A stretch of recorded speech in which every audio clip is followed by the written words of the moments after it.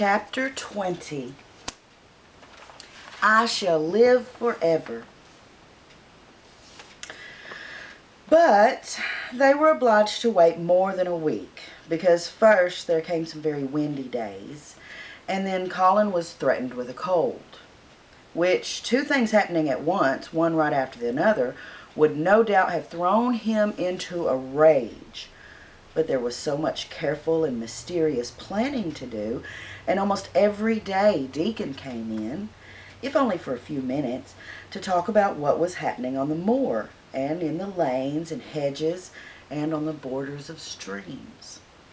The things he had to tell about otters and badgers and water rats' houses, not to mention birds' nests and field mice in their burrows, were enough to make you almost tremble with excitement when you heard all the intimate details from an animal charmer and realized with what thrilling eagerness and anxiety the whole busy underworld was working.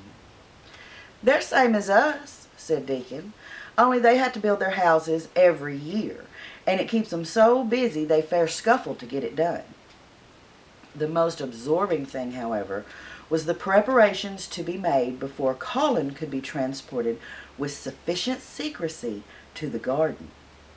No one must see the chair carriage, and Deacon and Mary, after they turned a certain corner of the shrubbery and entered upon the long walk outside the ivied walls. As each day passed, Colin became more and more fixed in his feeling that the mystery surrounding the garden was one of its greatest charms. Nothing must spoil that. No one must ever suspect that they had a secret. People must think that he was simply going out with Mary and Deacon because he liked them, and he did not object to their looking at him. They had a long and quite delightful talks about their route.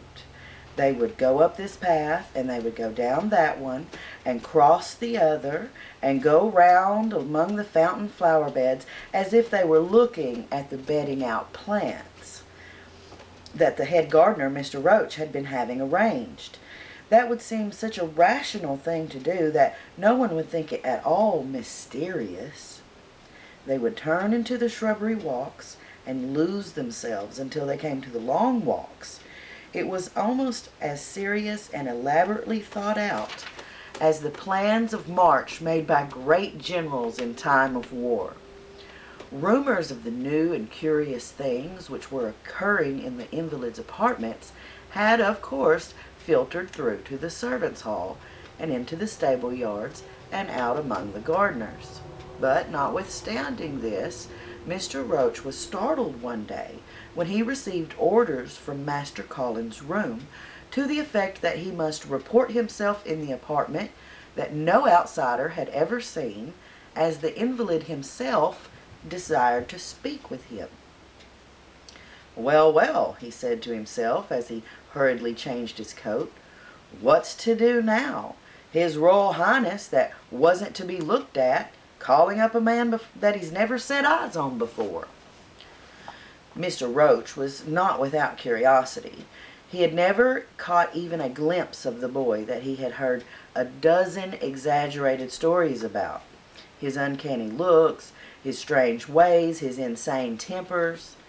The things that he had heard oftenest was that he might die at any moment, and there had been numerous fanciful descriptions of a humped back and helpless limbs given by people who had never seen him.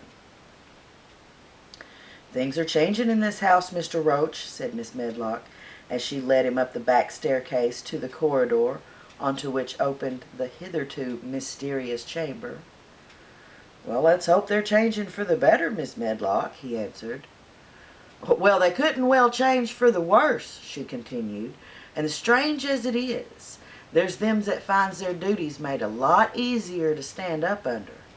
Don't you be surprised, Mr. Roach, if you find yourself in the middle of a menagerie and Martha Sowersby's Deacon more at home than you or I could ever be." There really was a sort of magic about Deacon, as Mary had always privately believed. When Mr. Roach heard his name, he smiled quite leniently.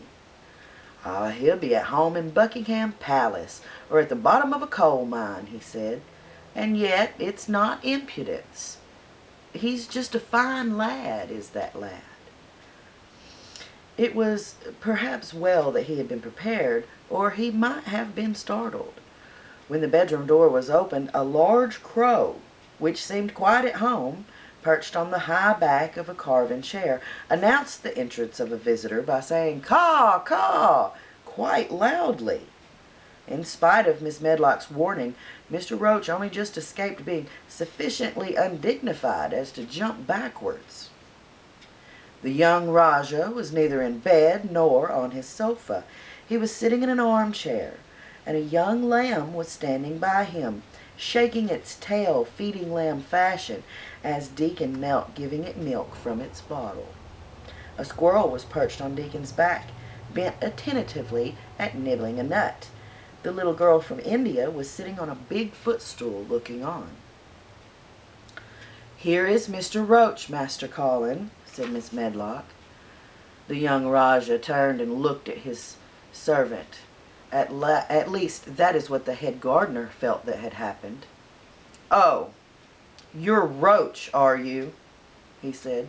"I sent for you to give you some very important orders." "Very good, sir," answered Roach, wondering if he was to receive instructions to fell all the oaks in the park, or to transform the orchards into water gardens. "I am going out this afternoon in my chair," said Colin. "If the fresh air agrees with me, I may go out every day. When I go, none of the gardeners are to be anywhere near the long walk by the garden walls.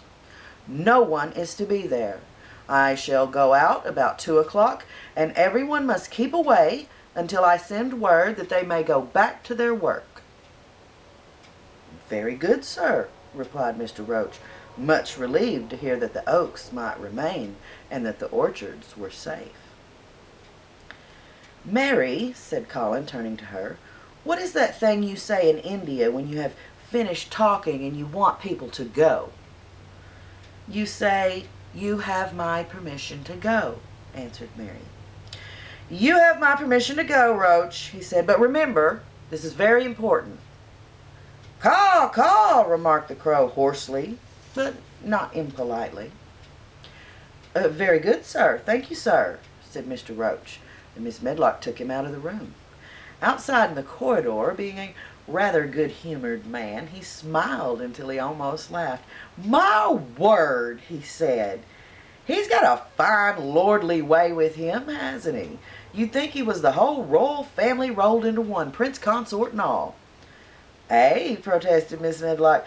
"We've had to let him trample all over us for ever since he had feet, and he thinks that's what people are for." "Well, perhaps he'll grow out of it if he lives," suggested Mr. Roach.